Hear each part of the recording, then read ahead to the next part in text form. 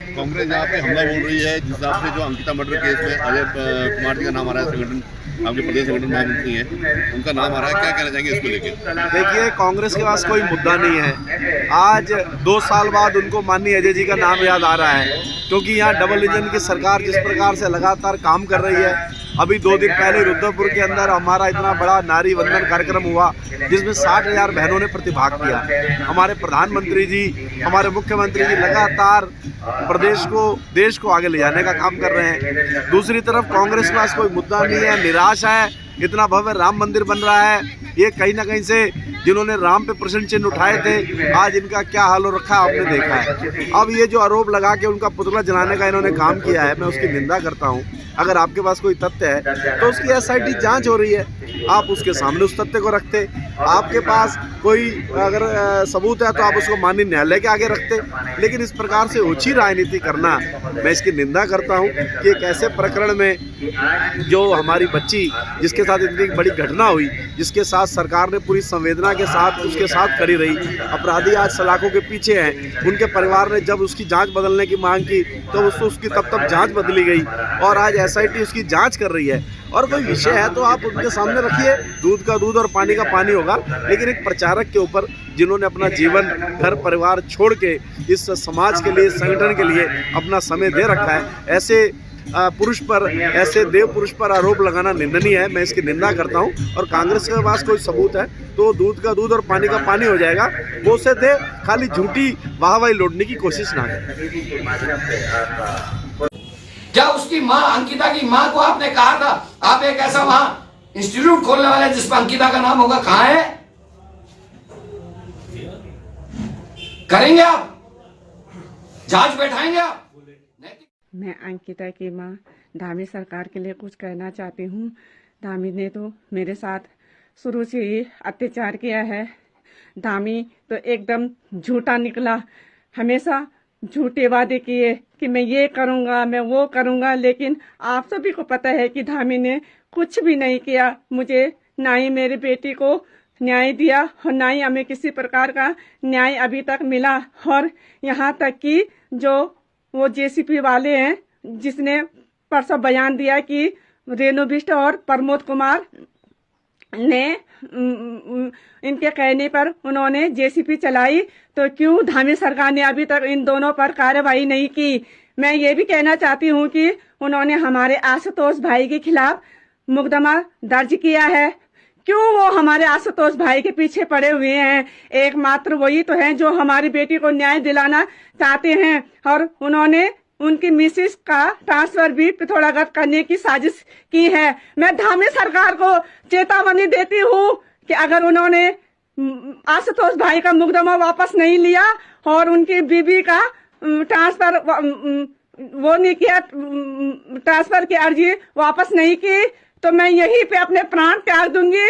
क्योंकि मेरी सास 2 महीने से यहाँ बिस्तर में जिंदगी और मौत की जंग लड़ रही है। मैं पहले से परेशान हूँ। मैं धरने पे भी बैठ सकती थी वहाँ कलेक्टर के सामने, लेकिन मैं ऐसा नहीं करूंगी क्योंकि मेरी सास बिस्तर में लेटी हुई है और जिंदगी और मौत की जंग लड़ रही है। उनका आज और कल कुछ पता नहीं है, लेकिन मुझे अभी किसी ने बताया कि आशुतोष भाई के खिलाफ मुकदमा दर्ज कर दिया है। अगर आशुतोष भाई को कुछ भी हुआ, उनकी मिसेज का ट्रांसफर हुआ और उनकी बीवी बच्चे को कुछ भी हुआ, तो पहले उन्हें अंकिता की माँ की लाश के गुजरना पड़ेगा। इसके बाद मैं धामी सरकार से कहती हूँ कि मैं नहीं जानती ये मुकदमा जल्दी से जल्दी उन्हें वापस लेना होगा। मैं यही, उनकी मिसेज का ट्रांसफर हुआ और उनकी बीवी बच्चे को कुछ भी हुआ, तो पहले उन्हें अंकिता की माँ की लाश के गुजरना पड़ेगा। इसके बाद मैं धामी सरकार से कहती हूँ कि मैं नहीं जानती ये मुकदमा जल्दी से जल्दी उन्हें वापस लेना होगा। मैं यहीं पे भूख हड़ताल में बैठी हूँ। मैं अभी से और आज ही से मैं भूख हड़ताल में बैठी हूँ। उन्हें ये कार्य जल्दी से जल्दी करना होगा।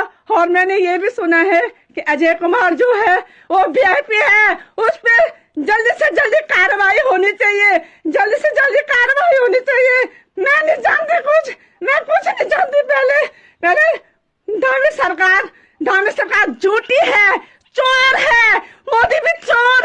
क्योंकि मोदी ने बोला कि बेटी बचाओ बेटियों को पढ़ाओ। ये बोला मोदी ने कि बेटी बचाओ। आज हम बेटे को नहीं बचाते, नहीं पढ़ा तो आज मुझे भी ऐसे दिन नहीं देखना पड़ता जिस समय मैं मौत और जिंदगी से मैं क्या करूं। जो मेरी मदद करता है उसी के साथ धामी सरकार ऐसे दरंगी करती है। मैं कुछ नहीं जानती। मैं अभी से और आज से मैं भूख हड़ताल में बैठे, मेरी मौत का जिम्मेदार धामी सरकार होगी। मेरा आशुतोष भाई का बाल में भागा हुआ तो धामी सरकार इसकी जिम्मेदार होगी। धामी के लिए मेरी चेतावनी है ये देख लेना धामी, ये मेरी चेतावनी है तेरे लिए। उस रेणु बिष्ट को और उस प्रमोद कुमार को अरेस्ट करो और उस अजय कुमार को भी अरेस्ट करो, क्योंकि अब ये साबित हो चुका है बयानों से कि रेणु बिष्ट और प्रमोद कुमार के कहने पे जेसीबी चलाया गया। धामी तो चोर है, तूने झूठे वादे किए। तूने कहा कि अंकिता के नाम पे नर्सिंग कॉलेज होगा, ऐसा कुछ नहीं हुआ धामी, ऐसा कुछ नहीं। तो चोर है धामी, तो चोर है।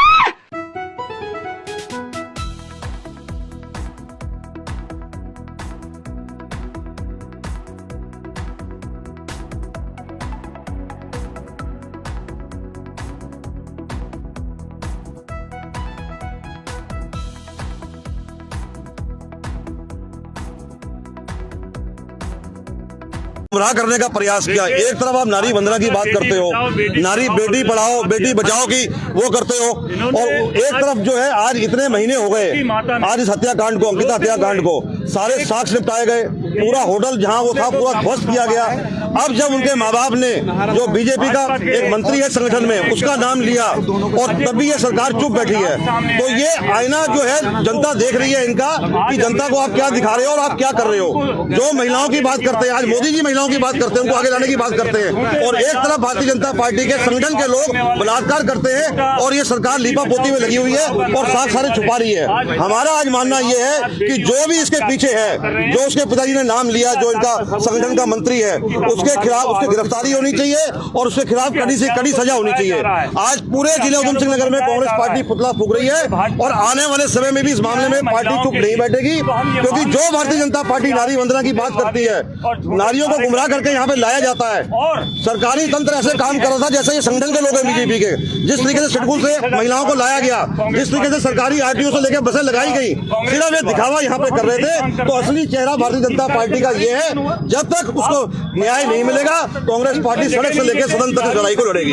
का नाम दे रहे हैं, क्या मानते हैं जो भाजपा नेता है, क्या कुछ नाम आपको पता चला है? क्या नाम कुछ सामने आया है? नाम कोई अजय कुमार सुनने में आया है, जो भारतीय जनता पार्टी के संगठन में कोई महामंत्री है, और मैं समझता हूँ कि महामंत्री का पद बड़ा महत्वपूर्ण होता है, तो इसमें तुरंत एक्शन होना चाहिए, गिरफ्तारी होनी चाहिए और उसे सख्त से सख्त सजा मिलनी चाहिए। तो आपने कहा नारी शक्ति की भाजपा सरकार बात करती है, तो क्यों उस पर एक्शन नहीं हो पा रहा है? क्या मोटी पूंजी सत्ता का हनक क्या है? सत्ता की हनक ही है भाई, आप ऐसा क्यों छुपा रहे हो? जो है जिस प्रदेश में हम महिलाओं के सम्मान की बात कर रहे हैं, नारी वंदना की बात कर रही है सरकार, जो है आज जब उनके क्या संगठन का कोई व्यक्ति अगर इस काम को करता है तो छुपाने का काम क्यों कर रहे हो? पर्दाफाश होना चाहिए।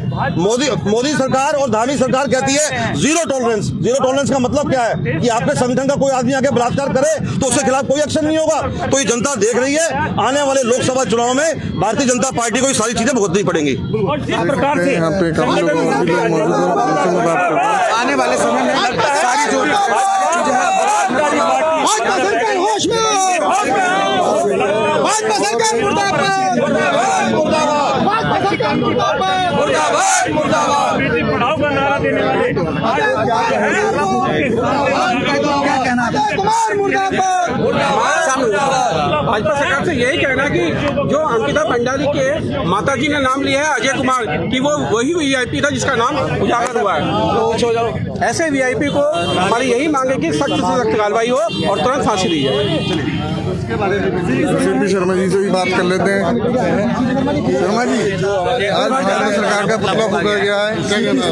देखिए, आज भारतीय जनता पार्टी के जो लोग हैं, जो बड़ी बड़ी बातें महिलाओं के लिए करते हैं, महिला सशक्तिकरण की बात करते हैं, नारी वंदन की बात करते हैं, आज उनका चेहरा, उनकी जो चेहरे पर जो कालिक है, जो उत्तराखंड की बेटी, जो भंडारी, उस बिटिया का आज नाम भी उजागर कर चुके हैं उसके माता पिता।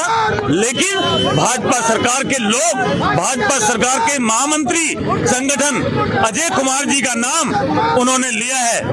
तो हम मांग करते हैं कि ऐसे जो वीआईपी थे, जिनकी बहुत समय से मांग उठ रही थी कि वो वीआईपी कौन है, वो वीआईपी का नाम भी सामने आ चुका है। आज नारी शक्ति की बात करने वाले, आज बेटी बचाओ बेटी पढ़ाओ का नारा देने वाले आज सबके सामने उजागर हो चुके हैं उनके चेहरे। आज वो बेचारे भंडारी, वो लड़की, आज उसके हत्यारे खुले घूम रहे हैं। उनके माँ बाप रोते रोते बिलखते बिलखते दर दर की ठोकरें खा रहे हैं कि हत्यारे खुले घूम रहे हैं, इनको फांसी की सजा दो, वो मांग कर रहे हैं। लेकिन भाजपा सरकार उन पर जरा भी कार्रवाई करने का काम नहीं कर रही। आज सबके सामने उनका काला चेहरा निकल चुका है, आ चुका है। हम मांग करते हैं, आज पुतला फूंका है रुद्रपुर में, और हमने मांग की है कि उसके हत्यारों को कड़ी से कड़ी सजा देने का काम भाजपा सरकार करके दिखाए।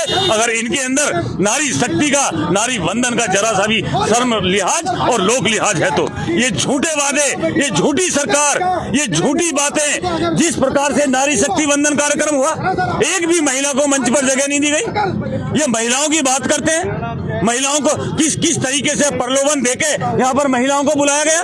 वो बेचारी भटकती रही, वो ठंड में भटकती रही, आपने छोटे छोटे बच्चों को लेकर रोग विलाप करती रही।